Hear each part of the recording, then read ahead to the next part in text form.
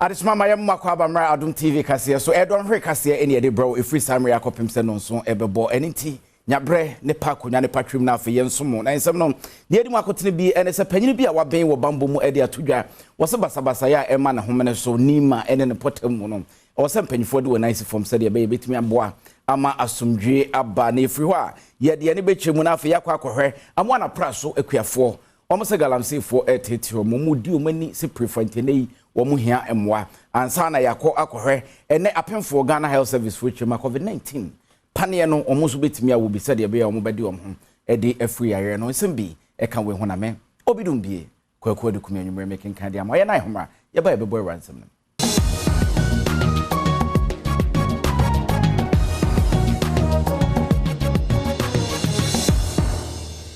ya makwa babio afa yenye brani munwa ensem nankasa bo panyini bi a waben paye e wo bambo mu de atodwa wose ehunu ni mpre no so nanso ensisa na ejinade mpanyifo be yesunto obesese abanfa ne nice form na basabasa ye man homene so oni ma no wohwe no muntumi nto ase se de be ya esan kosi e wo ba bifofo no so be wiase enkofa asem bia ema sese omafo a wonom etini ma no ehu na aba begyae won so esane se wontumi hu da Sae tuturasem a esi nwura no ebesan esibio sae tuturasem esi won montene so ye omanfo bi de enkrante edwudwa won ho ya na ebi mu nso kurekuratuo no ama nipa bebre hu adwiri wo mu esane se wonom hu ne se ne a esi wo honom no eyade bi a eni enyan nanso asem bisa no ene se saa etuturasem etuo betumi atwa na wonom otempotem honom no agidi ye se ebraso se epolisifo ebegu emebunu ku ahodo a watete ewo empotemu honomo no ai unse unwomu ba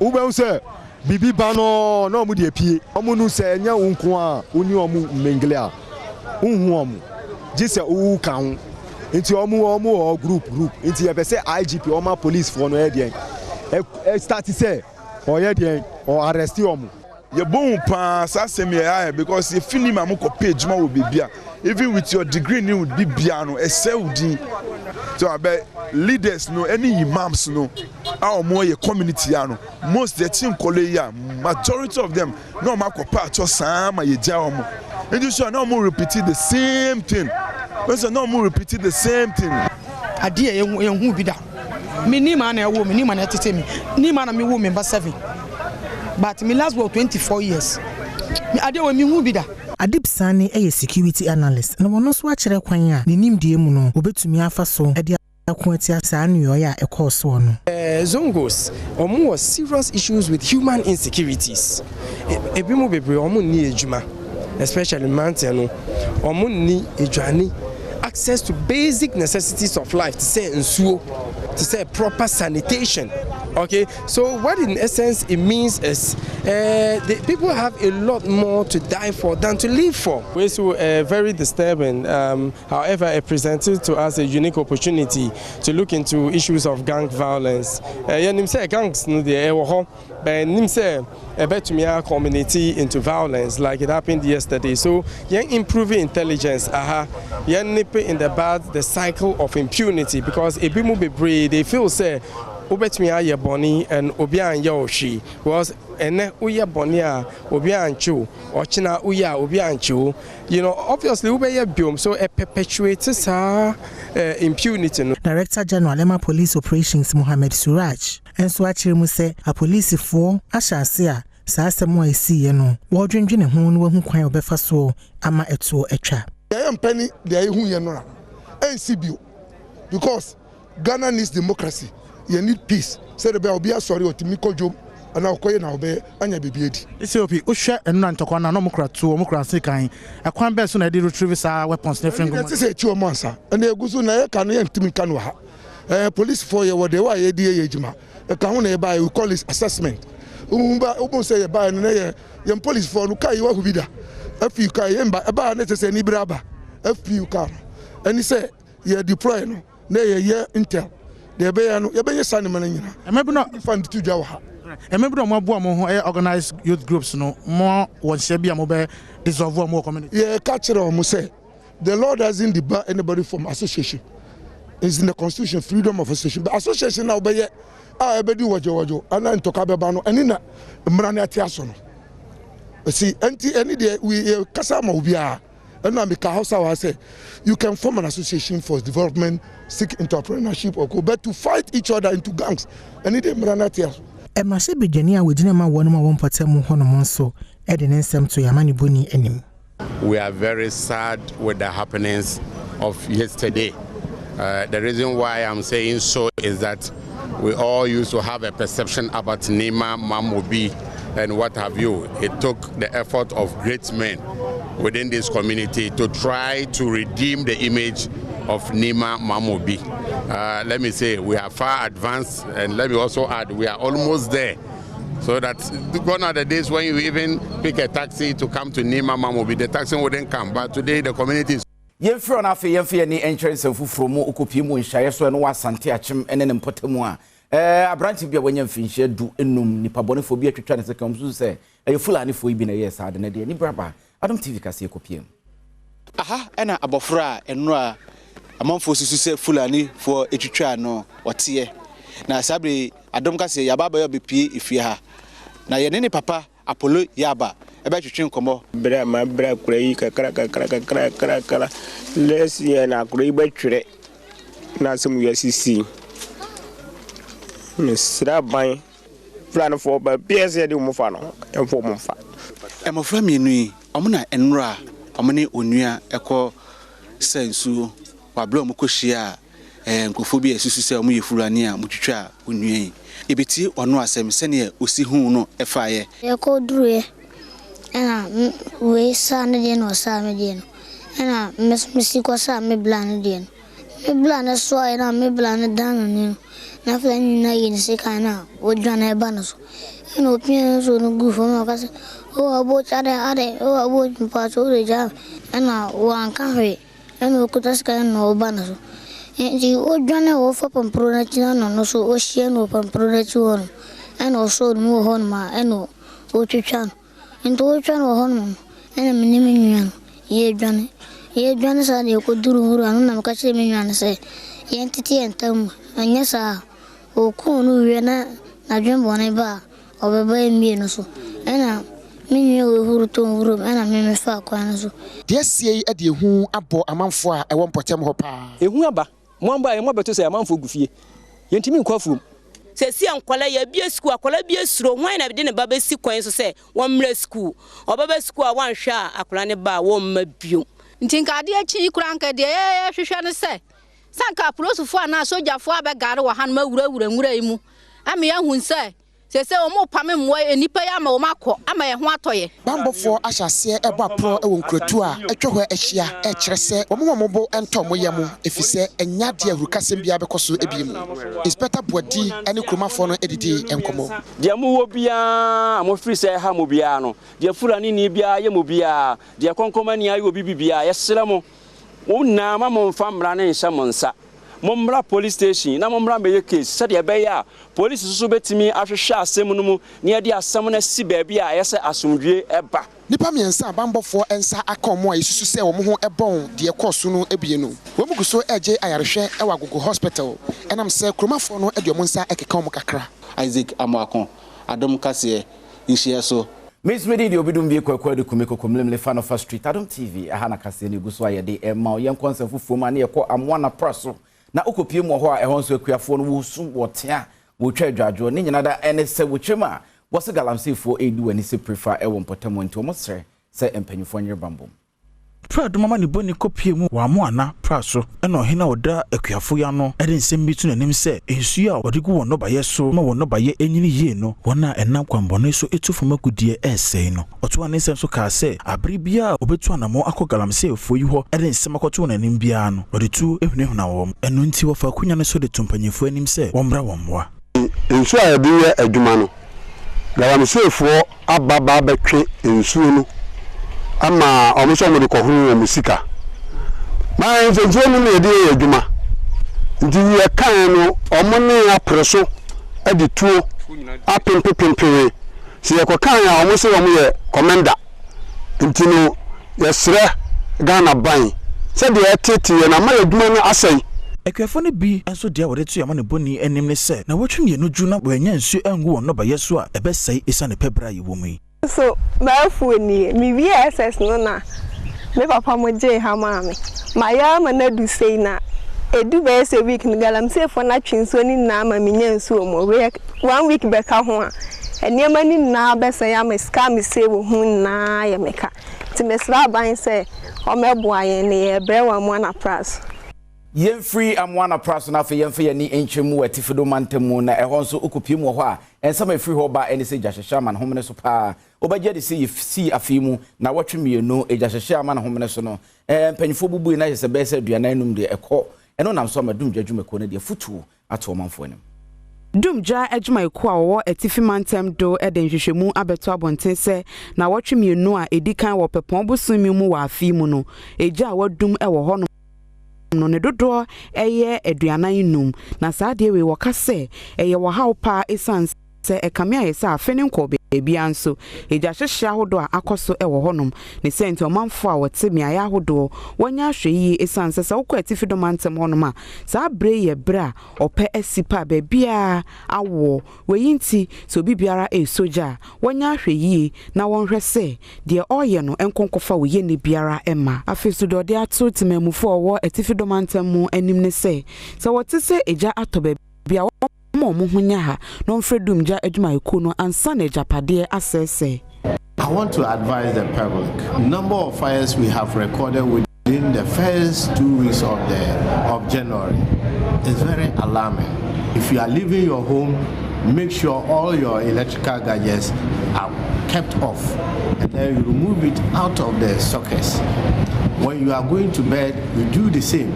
Wonkasa mafo baba hudu ede nsemi eto adom kase enemu wode afutuo na ama emma wo honom so mo de electrical gadgets. Our kitchens are also places that gives us a lot of fires. We don't need to also combine the cylinder and the burner in the kitchen at the same time. We advise the general public to always drill a hole and then connect it with the tube and leave the cylinder outside. Poshia Jumamenu enso de ne de eka nsemi hu e de tudwa se Ghana fo nada enhwese obenya nimde e wo dumja hu se de beboa ama obi biara betena asomdwemu a oye ne biara ento no na ye po amanfo nka ya se omu nyina betie education no na omu de pepe yo aye adwuma omu gada like ne beka bi omu de be ye adwuma se na jasese no entimi enkosro bebreza ye fra ne de ni chemu onso yeguso wodumjafo akache na eho de ade ehia omo enese baby a ensuo omo betimi anya bi a ben ti se koba se jasese ba eno ane se wotutu anamo no okọ akwakodumja no. Enkwanta South Municipal Fire Service Commander DO3 Francis Agbeveto eden beto mountain so say isan fire hydrants dodo iso e wo man mu nti no dan da emadum jakuo no ebreye ansa na watumi adumeja eno mu na wo kirem say se pese jasese etate ho nsemi anobrase dia na fire hydrant ni abula ho behia yie e wo meaya ahodo so abobo e wo ye tu num yensu pi e yensu ye wo other components are foam ni maniaman so with the common one no e yensu na say there ahasite no nso ye problem even the whole community na nso na ye wo hydrant wo nso ade binti amo asele na nso MC honorable MC in strategic community water force amo ba bebre ma enti ye wo hwenim Papanye wie na wo kire nkwanhia ne ejasese ekọọso wa afimpenu ne do no baako ne mu na ho na osisu dua se obekoso ane na dwumayefo acheche Ghana fu ne kon ye obefa so asi ejasese ano kwan wie na odi adesere eto omanfo nanim se esan ba na ejato baabi a ho behia so mbefre omo sense obetu hyen abebo amane nyame adom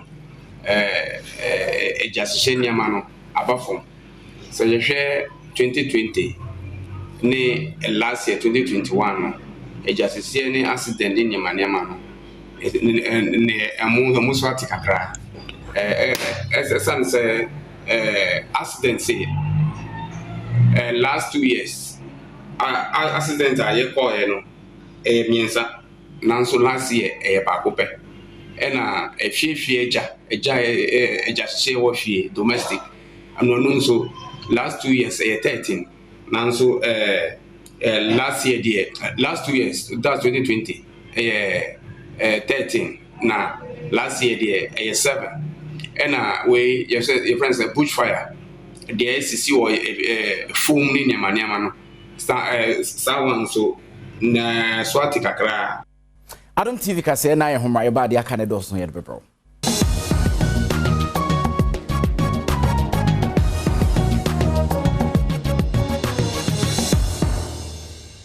Yanko enfifi mantemu kopi mu enfifi mantema challenging heights jumeku bia omohwe hunu se amanfo abrabo mu nsem betimi akoye ede amom no makopi mu enfifi mantemu nipa ye che wo enkankan ma ye de omokonkwaso mu omati wo hwana mu Adom TV kase ye kopi mu ho ede nsem ne nchire mu ebro Dr. Kofi James Anan eneye penyimpa woda challenging heights ekuobia enhye abanyase ano na wode ato nsam trofo enemu se efibra wonom asoye no any anti-trafficking human units ya ehye Ghana Police Service ase eka won hu bo mu no wonom atumi age Ghana fo nkoda oha ene aduonum miensa ya wonom emfie no efri ensia edi kodu miensa efri abefo enkwaso mu na sankodai wo mu oha ene enum eye mema na emu aduanan wo so eyema o de sansem to da won some trofo nhia mu ase se yakona yakafa mafon na baya wodi nkontimba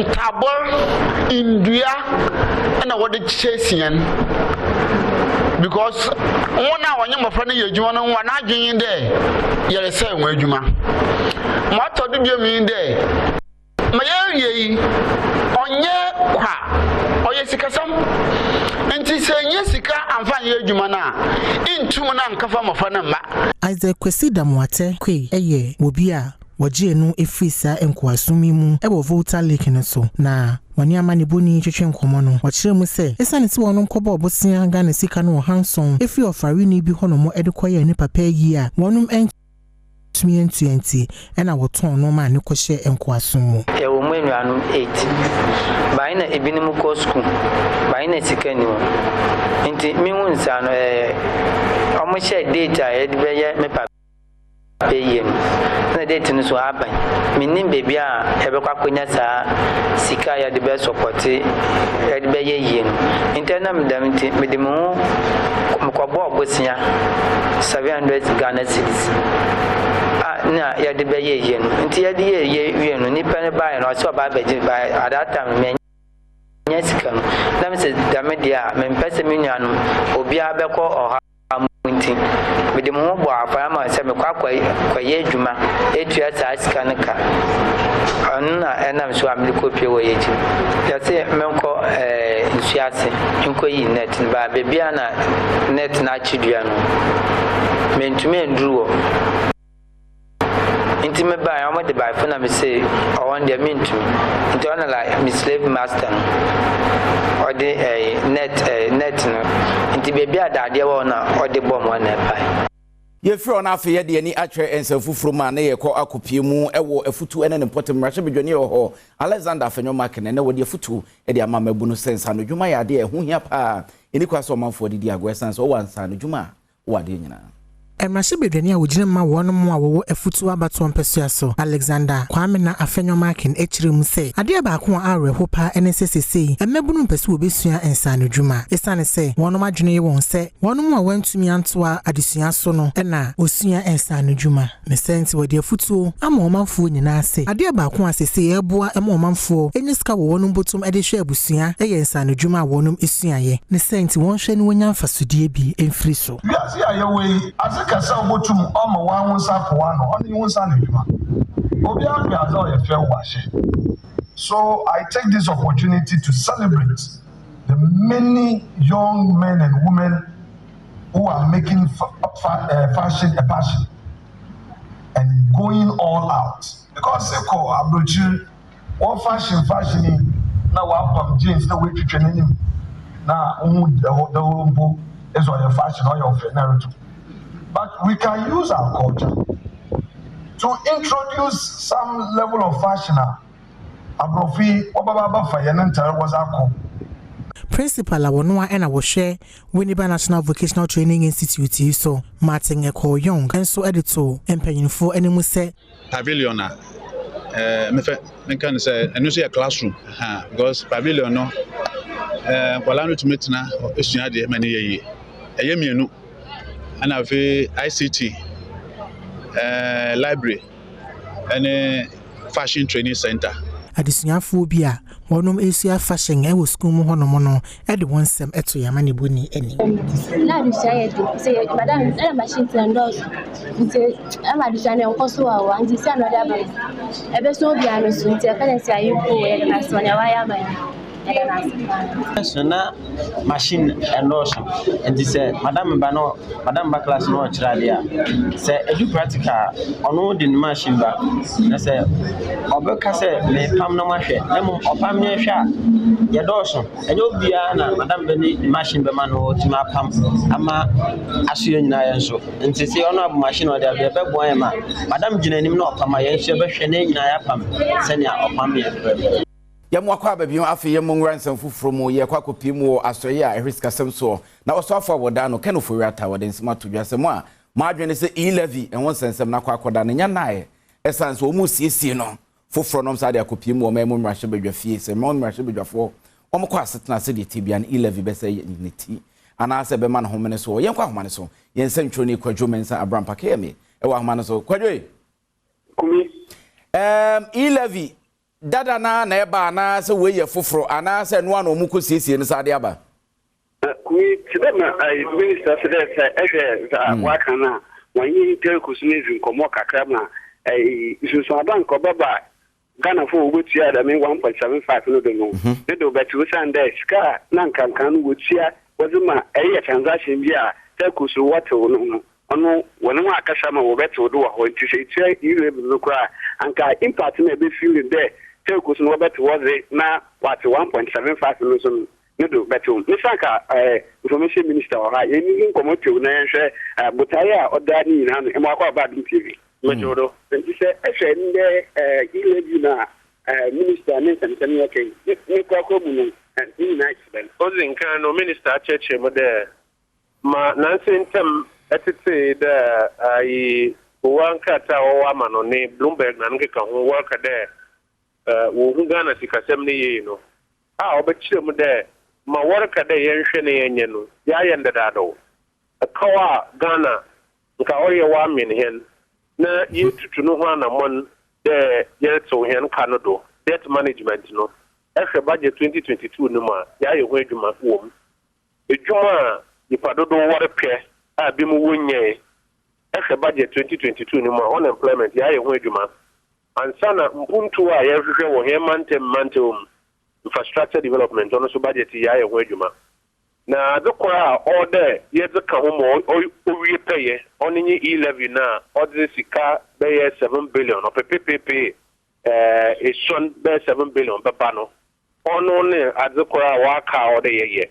no no sa butel cheche me yedi dem sika be kono e be fa webu hu akonta na ma dem to no okan na ona wara chirem de osan so chirem de yenye telcos na edinkita ho MTN phone na nka ho edinkita ho de ma na ho no woje no wore to do wo si ma ban je dem sika na aban sa baka dem sika no nemum awe tua no hu kwa ho hiem asam no tofa bonyen the work wo be education on e-levy that ben yan hwe yim de oba shaase na watchiri bo wie na watchi foforo ayer be simi ye be peja hienenzim na e-levy na oman ni sikasem no ho komodi no ya mo akonkan kumi da me hwemi na positive gwa nti yami adoma za aka no e babo no tofa na ya abrampa ansa bebo ne tofa na nice mete honorable ase a sika na aban peso waji e-levy ne de enya de ayesesa no ene de aban beje na mom telcos fo no ene omo de no mbagu mu kakra se de be Ghana fo ho be hare en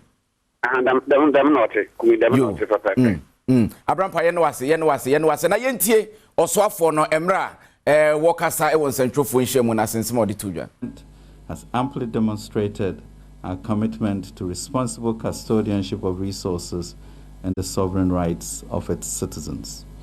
Pre-pandemic, the fiscal deficit declined from 6.5% in 2016 to 4.8% by 2019. Last year, we set a target of 9.4% deficit. As at end November, we were virtually on target. 1, 2, 3, 4, 5. and then I'll keep you two for the final batch. So you're the first two in the final batch. So let's start this time from here. That was the first hand here? Was that first hand here? Yes. 1, 2. Both the rich and the poor are affected. And so the question I hear from the public is, why is government not sharing the, how do you call it, the percentages charged by the telcos on the mobile money transactions, rather than charging everybody across the board? Come again with that question. Why is government not sharing? Yeah, sharing that 1% that the telcos, charges when we do the mobile money transactions. Why is government not sharing that with the telcos, rather than charging everybody? Why is government not taking a share of the telcos' revenue as a way of mobilizing? Sure. Rather than imposing a levy on originators of the transaction. Exactly. Very well. That is the question I hear from the public. Very well. Very well. Now, my second question is, what is your plan B in case the impasse we saw in Parliament last year remains? Thank you. Thank you very much. Minister. Thank you very much indeed, and thanks for this. I think the first one is on the issue of the impact on confidence, and that's really a very important question, because we have seen what the international capital market is reacting to. Some alignment in the way in which we approach things, which is very Ghanaian, and it's good for us to remember our sociology, to come back to that. With regards to managing, debt ceilings, we have the Fiscal Responsibility Act about, remaining, collect this money, use it appropriately, without any opacity, but a lot more transparency. And that's what I'm expecting. And that's why in November, when I went to Parliament, I sought audience to be able to do that. And then we sort of all got derailed. But we are back. They've had some rest. I've been around myself. And these issues, as I'm putting in front of you, will then be areas of contention. There's no way you can have. Yento asona fe yemfe ye entrance and fufroma and some free Ghana Health Service for ababeto mountain says sekobase obi nya COVID-19 and adodo a ye chene hye dem said ye be ya obitimi abon ho adwa and nefu makoma kodu 90 say ye hwan so ne dia bana wotwe and nefu anso Ghana apomdi adwumayko efre ensentwofo enhyiamu no na opanyi Patrick Kumabwaje eye okwantwofo awoda Ghana apomdi adwumayko no ano ede nsem to ensentwofo anim se kane no na so obinya COVID-19 na empanyimfo ebo na dwa na wahye se na wotwe mienu ne yemfa mo sa nipa na dwa na nsesi ada empanyimfo ehu se de yade no Ghana aso ano nti no wo mo aye ne se so obinya COVID-19 libina se obo ne ho adwa sa nipa no wode na wotwe ba kopa eye nefu son ene bebo ne ho adwa wasade tudwa sesesi a wode Ghana ni penada ekọ wo ha mo nchichemu a emu aduasa nwotwe ena COVID-19 aduro no wawo bia enu nti ena onam so ayesa enhyehyeye. We have also reviewed and updated vaccination strategy to include pregnant women and booster doses. The National Immunization Technical Advisory Group, NITAG, propose the following key recommendations of booster doses, which have been endorsed. Healthcare workers, persons with underlying medical conditions, persons 60 years and above, frontline security personnel, members of the executive, judiciary, and legislature. When na enam Ghana Medical Association for Edekoto Asoya or help Moden and one some so animals. We are currently experiencing our fourth wave, and I believe that we've seen a sharp decline, and we hope that to continue like that. The proportion of critical cases are relatively low, even though this is the highest wave we've ever had, with the largest number of people getting infected, but hospitalization and number of deaths are significantly low. All regions have active cases as we speak, unlike what we had in November. We have seen a significant reduction in the active cases in the last 1 week as the new cases slow down. And then we are also planning a national immunization date. for the nation, where there will be 5 days of intensive campaign and vaccination. We need time to do social mobilization, mobilize people, and we are expecting, with the help of the media, more people will know and people will make themselves available to take up this opportunity to vaccinate as many people as possible. Yena homra yeba yebekwa ko help mu de monsam. Apom de monsam yebo e de awramu dia eni aba beto dwa se wo ye pemfo a wonso COVID-19 pane no betimi a wo beka yeba afoforo no so mo betimi a wo so mo ntimi ngobie na eno akoye bo achibedin ena bro ipom akoye mempanyfo twem a wonyem kra wo betimi a wo. Nyamika and is a pregnant apemfo no. You start here near say and I'm say say safe and as effective or money or mumbano. Ya informa nka ho. A baby edru ne him say information or hanya Ghana kwan kronkro bebre wo ho a o mafra se ebo vaccinate apemfo entina yaye studies aye wo amanone ene kakran se ebo Ghana kire se safe ya hwa even se wo wi kra ni no for no kra na effect be na wo ni nyina kire se ene yi asoya ehwe impomde wonsam so ese omo hwe ni mu se omo betimi nya pane foforo eno de booster kire se eno de pia chiri kra se de be betimi ama nkwamo na hoden mroso na yare no se bi be rani paduanum kra wono anka se timi apa baabi afa Adom TV kase no so yede bro.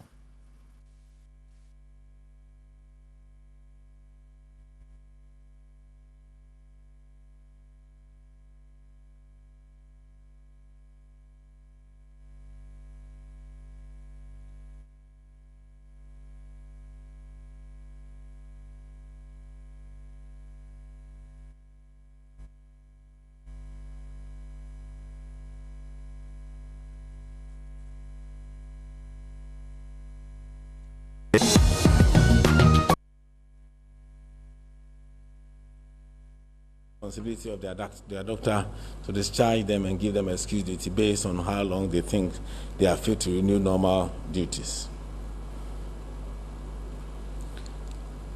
For those who are high or moderate risk exposure to someone infected with COVID, that's another one. People were taking 2 weeks because he's a contact. If you stay home or self-quarantine for 5 days after the last exposure, that's the policy. So now you do 5 days at home. That is if you test negative, because we tested along the way, you stay 5 days. But if you do test positive, you go back 7 days, just like those who are exposed 7 days after you test positive, after the last exposure. So you were exposed. Along the way, we tested you are positive. Your 7 days ends the 7 days from your last exposure to the person who had the issue, who was positive. The booster also policy has been approved, as was announced by the minister. We don't just look at it. We have a National Immunization Technical Advisory Committee who looks at international and local data and come up with the recommendations for ministers' approval. Based on that, booster will be offered to all health workers. Will be given booster. And the booster is 3 to 6 months after your last vaccination. So it means that if you had your last dose, say in March, you'll be eligible for a booster dose between 3 to 6 months. Not immediately you've had that. And so that will affect all health workers, persons with underlying medical conditions such as diabetes, hypertension, persons 60 years and above, frontline security personnel, and members of the executive, judiciary, and legislature. It actually mirrors the initial prioritization that was done.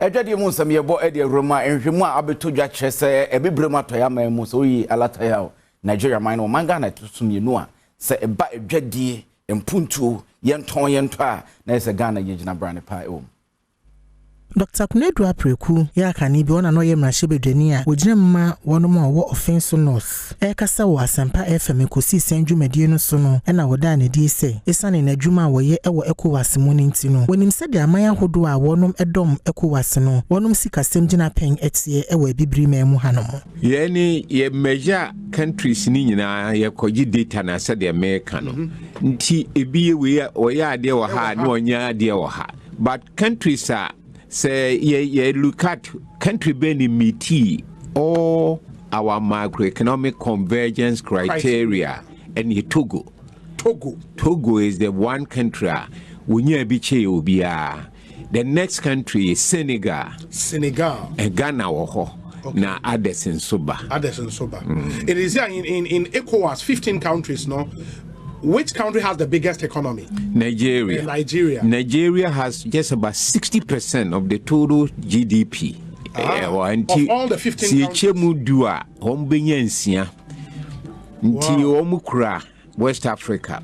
Nanona was a Ghana for your bomb. After Nigeria, the second biggest here, Ghana. Okay. And the third is Cote d'Ivoire. Okay. And the fourth is Senegal, and on and on and on. Penyinya science wada na di say afin pinu ene adunu nan se koba se MPP amanyoko no epie puno to hono mo se obi a wo pese wodi party nanim enyi ne ti a obepese wode ne ho ebehye bie na wogidie ni arehye se obedi mu enkunim. Well, this is politics. People can say what they want. At the end of the day, the people are Kotwabana. What they say will be the most important point.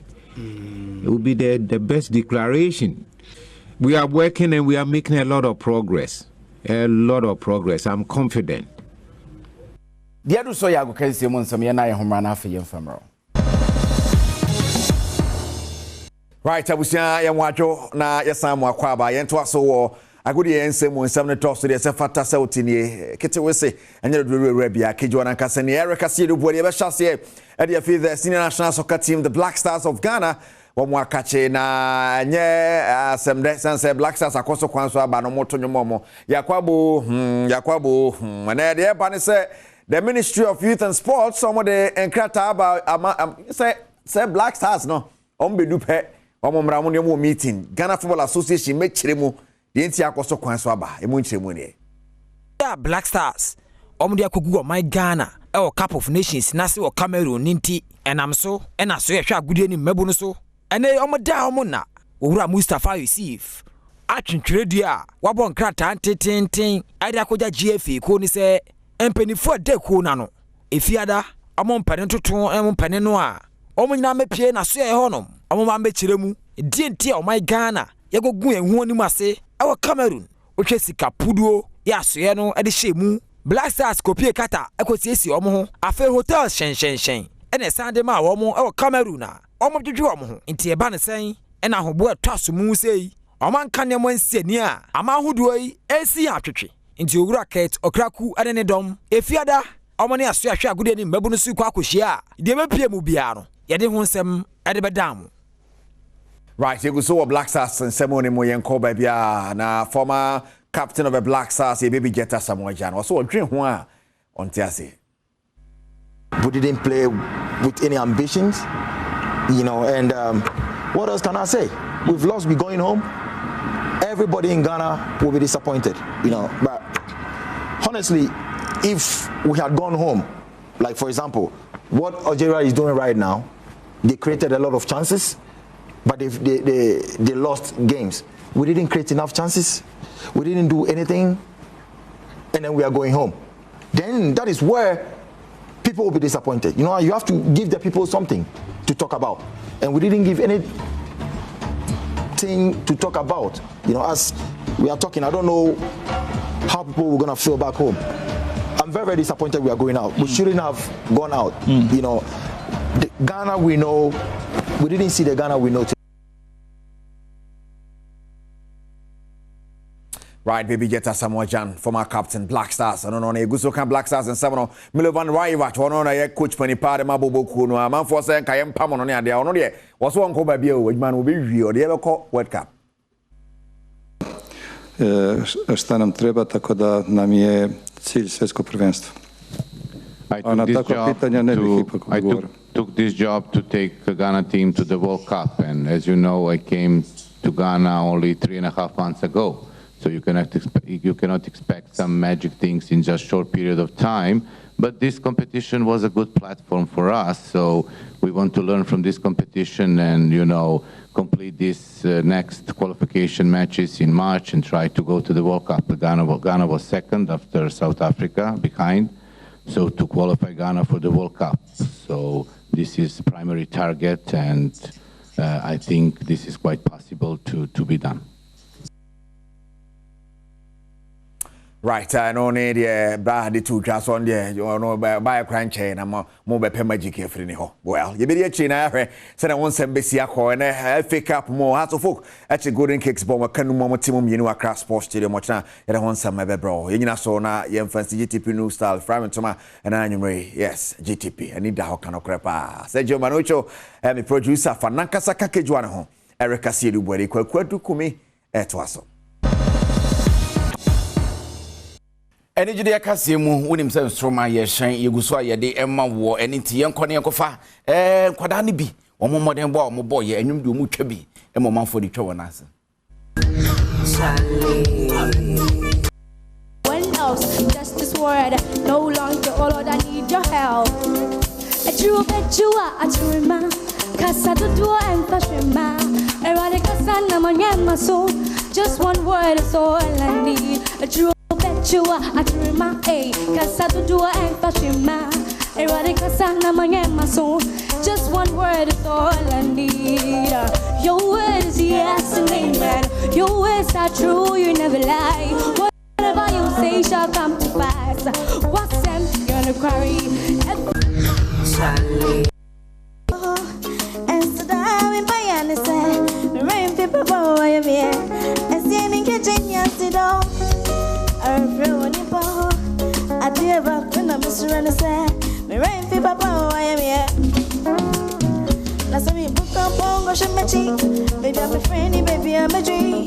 Or therefore, one over to me, I away.